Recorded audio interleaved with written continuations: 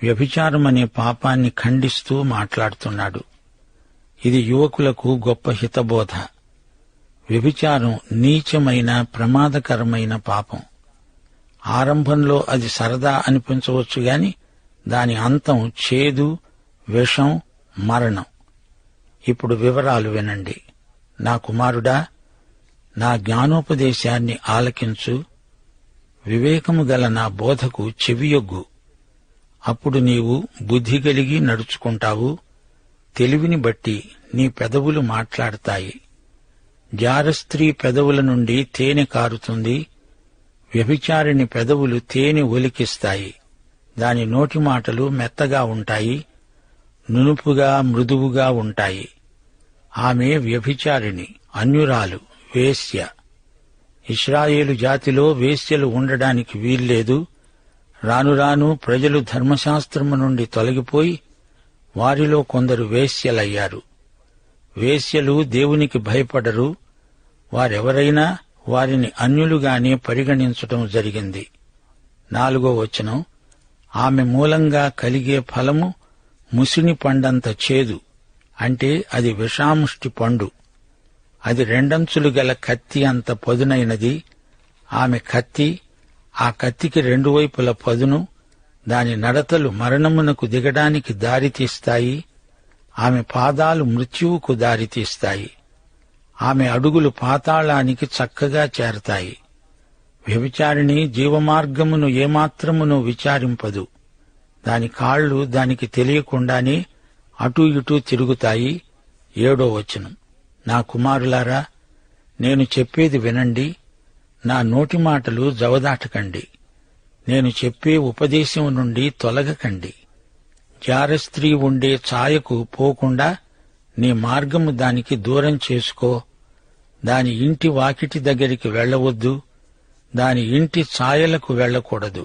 వెళ్లితే పరులకు నీ యవ్వన బలాన్ని, క్రూరులకు నీ జీవితకాలాన్ని ఇచ్చివేసిన వాడివవుతావు. పరాయివారు క్రూరులై నీ జీవితకాలమంతా నిన్ను వేధిస్తారు. నీ ఆస్తి వలన పరులు తృప్తి నొందుతారు. నీ కష్టార్జితం అన్యుల ఇల్లు చేరుతుంది. తుదకు నీ మాంసము, నీ శరీరము క్షీణించినప్పుడు నీలో నీవు చెప్పుకుంటావు, మూలుగుతావు.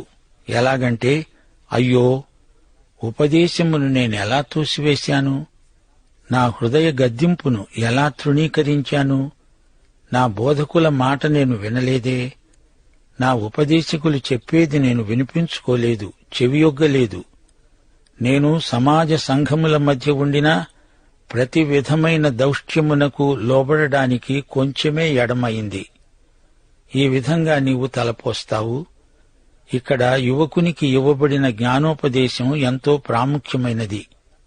లైంగిక పాపం వల్ల సంక్రమించిన రోగాల ద్వారా భయంకరమైన వ్యాధులకు గురై ఎందరో యువకులు తమ జీవితాన్ని చేజేతుల పాడు చేసుకుంటున్నారు. తుదకు పశ్చాత్తాపపడతారు, ఏడుస్తారు, మూలుగుతారు, అఘోరిస్తారు. ఇప్పుడు వైవాహిక వ్యవస్థలోని అందాన్ని, ఆరోగ్యాన్ని రచయిత ఎత్తి చూపుతున్నాడు. 15వ వచనం, నీ స్వంత కుండలోని నీళ్లు పానం చెయ్యి. నీవు తాగే నీళ్లు నీ సొంత తొట్టిలోనివై ఉండాలి. నీ సొంత బావిలో ఉబికే జలం త్రాగు. నీ బావిలో ఊరే నీరు నీ ఆరోగ్యానికి మంచిది. నీ ఊటలు బయటికి చెదరిపోదగునా? వీధులలో అవి నీటి కాలువలై పారదగునా? అన్యులు నీతో కూడా వాటిని అనుభవించకుండా అవి నీకే ఉండాలి గదా. నీ ఊట దీవెను నొందుతుంది. నీ యవ్వనకాలపు భార్యయందు సంతోషించు. ఆమె యువదశలో నీవు వివాహమాడిన నీ భార్య గదా. ఆమె అతి ప్రియమైన లేడీ, అందమైన దుప్పి. ఆమె వక్షం నీకు తృప్తి కలిగిస్తుంది. ఆమె ప్రేమ చేత నిత్యము బద్ధుడవై ఉండు. నా కుమారుడా, జారస్త్రీయందు నీవేళ బద్ధుడవై ఉంటావు? పరస్త్రీని నీవేళ కౌగిలించుకుంటావు? మనిషి పోకడలు, నరుని మార్గములు యెహోవా ఎరుగును. నరుని నడతలన్నిటినీ, ప్రవర్తన అంతా ఆయన గుర్తిస్తాడు. తూచినట్లే అంచనా వేస్తాడు. దుష్టుని దోషములు అతణ్ణి చిక్కుపెడతాయి. వాని పాప పాశములు అతణ్ణి బంధిస్తాయి. శిక్ష లేకయే అనగా తన క్రమశిక్షణ లేని బ్రతుకు వల్ల అట్టివాడు నాశనమవుతాడు. అతి మూర్ఖుడై వాడు త్రోవ తప్పిపోతాడు, బరితెగి తిరుగుతాడు. ఒకే పురుషుడు, ఒకే భార్య, ఇది దేవుని ఏర్పాటు. భార్యాభర్తల మధ్య ప్రేమ సంబంధం విడదీయరానిది. భార్యాభర్తల లైంగిక ప్రేమ సంబంధం దేవుడు పవిత్రీకరించి ఉన్నత నైతిక స్థాయికి హెచ్చించాడు. స్త్రీ పురుష సంబంధాలు వివాహమందు పవిత్రపరచబడతాయి. వివాహ వ్యవస్థను ఆరంభించినవాడు దేవుడే. మానవుల మేలు కొరకై దేవుడు వివాహ క్రమాన్ని ఏర్పరిచాడు. క్రైస్తవ గృహంలో ఆకర్షణ కేంద్రం క్రీస్తే. క్రీస్తుకు ఆయన సంఘానికి ఉన్న సంబంధం లాంటిదే భర్తకు భార్యకు మధ్య ఉన్న సంబంధం. క్రైస్తవ వివాహ వ్యవస్థలో విడాకుల ప్రసక్తే లేదు. విడాకులు సమస్యకు పరిష్కారం కాదు. అది క్రైస్తవ పరిష్కారం కానే కాదు. ఇలాంటివి జరగకుండా సంఘాలు ఎక్కువ ప్రార్థన చెయ్యాలి. దేవుడు జతపరిచిన వారిని వేరు చేసేవాడు సైతానే. దేవుని వాక్య ప్రమాణాన్ని కాలరాచి విడాకుల కోసం న్యాయస్థానాల చుట్టూ తిరగడం మంచిది కాదు. వివాహము అన్నిటిలో ఘనమైనది గదా. వివాహపు పాన్పు పవిత్రమైనది, నిష్కల్మషమైనది. వేశ్యాసంగులకు, వ్యభిచారులకు దేవుడు తీర్పు తీరుస్తాడు. హెబ్రీ పత్రిక 13వ అధ్యాయం 4వ వచనం, 1 పేతురు 3వ అధ్యాయం 7వ వచనం హెచ్చరిక చేస్తోంది. పురుషులారా, జీవమనే కృపావరములో మీ భార్యలు మీతో పాలివారై ఉన్నారని ఎరిగి ఎక్కువ బలహీనమైన ఘటమని భార్యను సన్మానించి మీ ప్రార్థనలకు అభ్యంతరము కలుగుకుండునట్లు జ్ఞానము చొప్పున వారితో కాపురం చేయండి. ఎంత మంచి హితబోధ! భార్యాభర్తలిద్దరూ ఒకరినొకరు నమ్మాలి, ఒకరినొకరు ప్రేమించాలి, కలిసి ప్రార్థించాలి. అలాంటి కుటుంబాన్ని దేవుడు సమృద్ధిగా దీవిస్తాడు. దేవుడు క్రైస్తవ కుటుంబాలను పరిశీలనగా చూస్తున్నాడు. దేవుని సన్నిధిలో నిందారహితులమై, నిర్దోషులమై కుటుంబాలుగా జీవించాలి. మనమంతా దేవునికి లెక్క అప్పగించాలి. దేహముతో జరిగించినవి అవి మంచివైనా చెడ్డవైనా దేవునికి లెక్క అప్పగించాల్సిందే. ప్రియ సోదరీ సోదరులారా, ఈ 5వ అధ్యాయాన్ని మరొక్కసారి పరిశీలించండి. ఈ రోజున లైంగిక సంబంధాలలో అపవిత్రత చోటు చేసుకుంటున్నది. వినోద కాలక్షేపాలలో లైంగిక అసభ్యత కానవస్తున్నది. సొలొమోను ఈ వాస్తవాన్ని బట్టబయలు చేస్తున్నాడు. మొదట మధురమనిపించి తరువాత ఛేదెక్కుతుంది. మొదట జీవము అనిపించినది దాని అసలు రంగు బయటపడి మరణమవుతున్నది. చివరికి అదంతా నరకం పాలైపోతున్నది.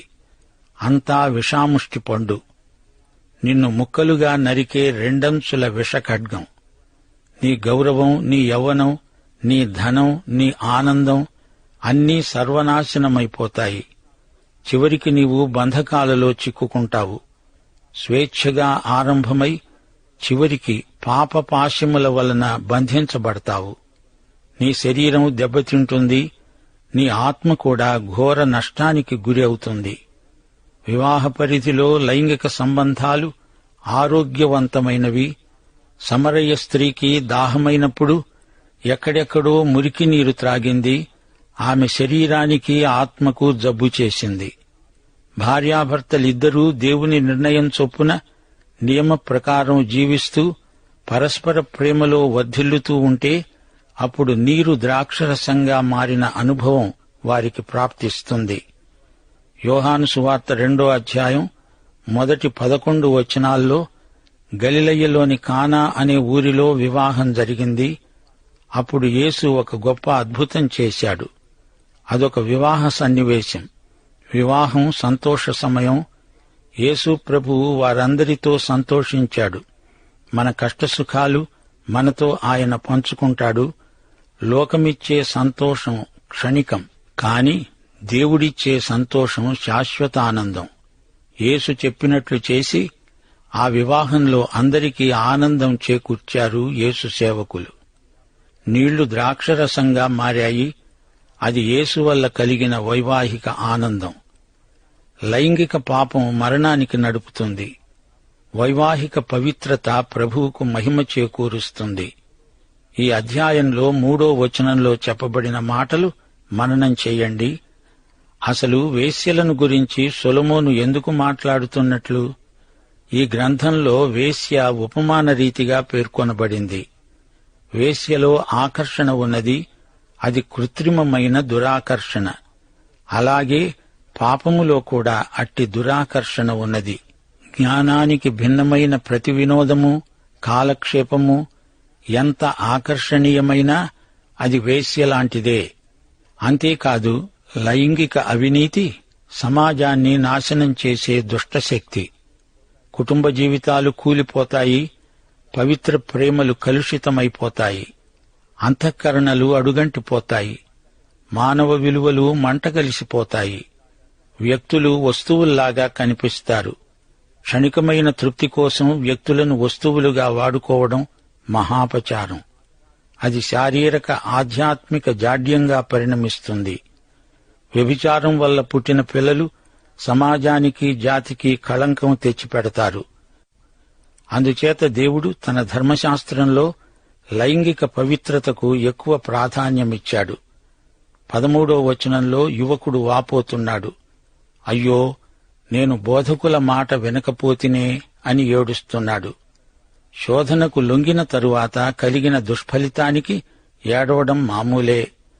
కాని శోధనకు లొంగకుండా ఉంటే ఎంత బాగుండేది. శోధనలు రాకముందే వాటిని ఎదుర్కొనడానికి సిద్ధపడాలి. యుద్ధానికి సిద్ధపడినవాడు తప్పక గెలుస్తాడు. ఏమరుపాటున ఉన్నవాడు ఓడిపోతాడు.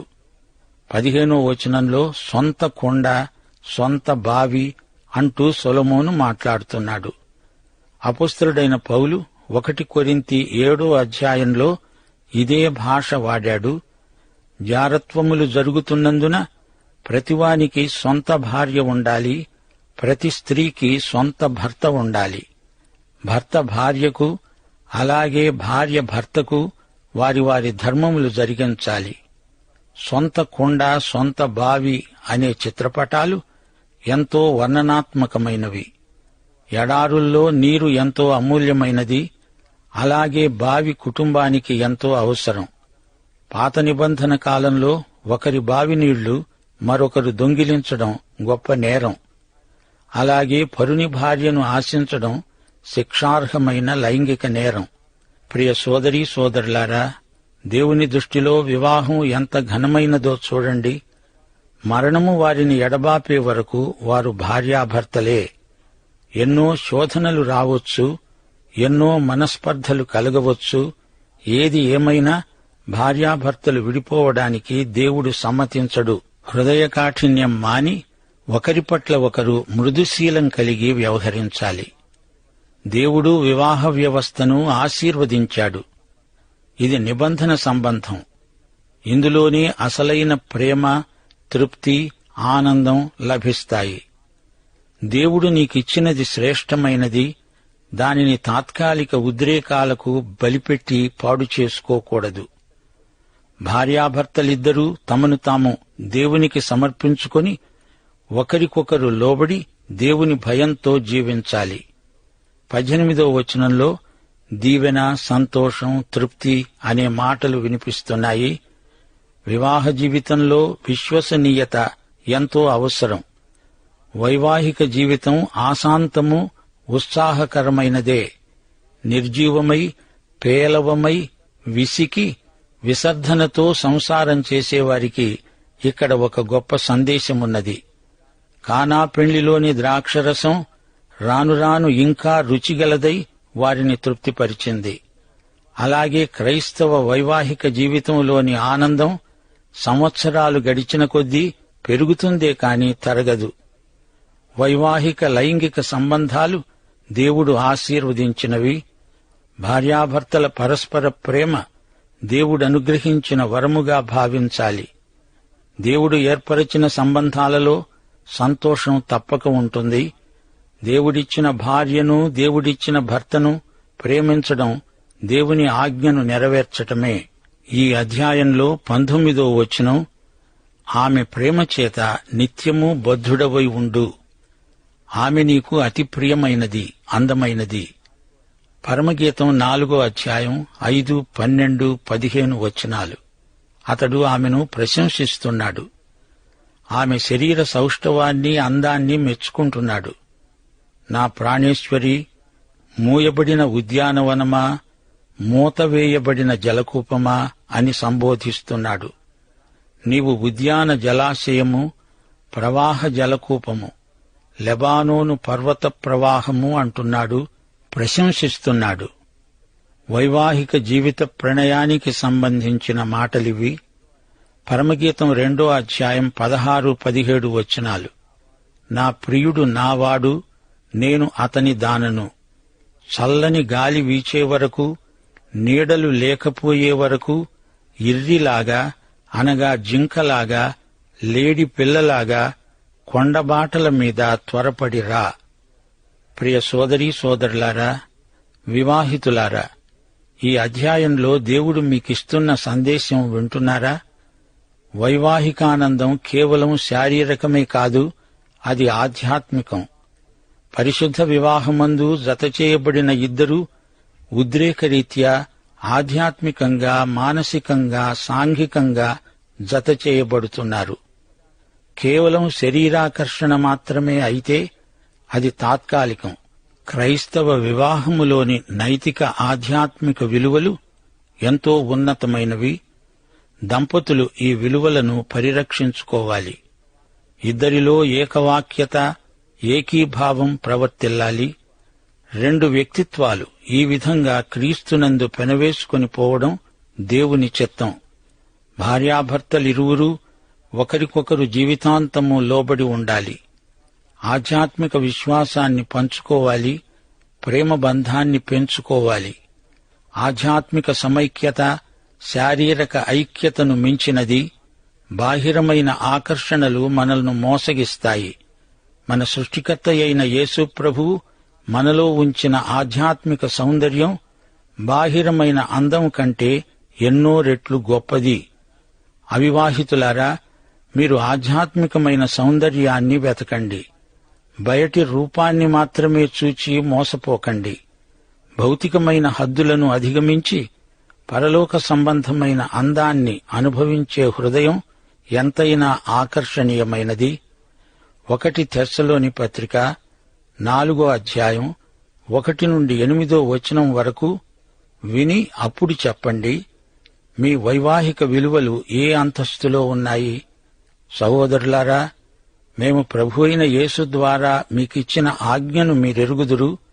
మీరు ఏలాగు నడుచుకొని దేవుణ్ణి సంతోషపరచాలో మా వలన నేర్చుకున్న ప్రకారముగా మీరు నడుచుకుంటున్నారు. ఈ విషయంలో మీరు అంతకంతకు అభివృద్ధి నొందాలని మిమ్మును వేడుకొని ప్రభువైన యేసునందు హెచ్చరిస్తున్నాము. మీరు పరిశుద్ధులవటమే, అనగా జారత్వమునకు దూరముగా ఉండడమే దేవుని చిత్తము. మీలో ప్రతివాడు దేవుణ్ణి ఎరుగని అన్యజనుల వలె కామాభిలాషయందుగాక పరిశుద్ధతయందు, ఘనతయందు తన ఘటమును ఎలా కాపాడుకోవాలో అది ఎరిగి ఉండడమే దేవుని చిత్తం. దైవాశీస్సులు. ఆమేన్.